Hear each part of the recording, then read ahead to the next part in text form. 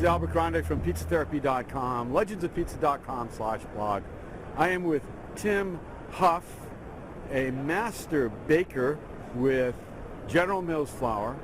And Tim was talking about hydrating flour with oil and saying that's kind of a no-no. So could you address that for a minute, Tim? You bet. One of the things that I often see in the pizza industry, folks, when they're putting their doughs together, they'll put the water and the oil into the bowl and add their dry ingredients on top and, hoping to mix it out. Really what happens is the water and the oil compete to hydrate the flour. And if the oil wins, some days your dough may be kind of soft, kind of sticky. If the water wins, then your dough may be a little bit on the drier side.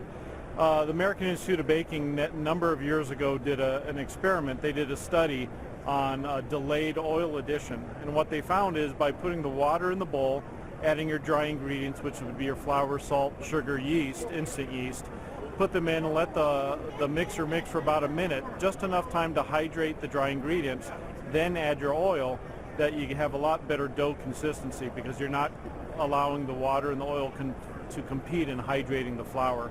And so that's probably one of the best tips that I give to the folks at Pizza Crust Boot Camp is to do a delayed oil addition.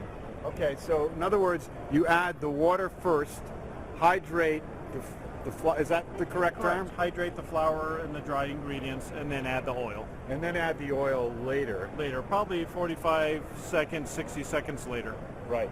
Now, obviously, you can make great flour with oil. Correct. That's just an optional ingredient. Correct. If you want to add oil. Yep. But a lot of folks, what I see them doing is they put the oil and the water together in the mixing bowl. They take a whisk and try to mix it up. Oil and water don't mix, and the oil stays on top, and when you dump your dry ingredients on top, the oil will compete in hydrating it and ends up making a sticky mess. The other thing that happens is it's very inconsistent in how it hydrates. So by separating the two, by having the water first, add your dry ingredients, let them get hydrated, then add the oil to complete your mixing is the best method. Tim, that's a great tip. Thank you so much. I really appreciate it. You're welcome.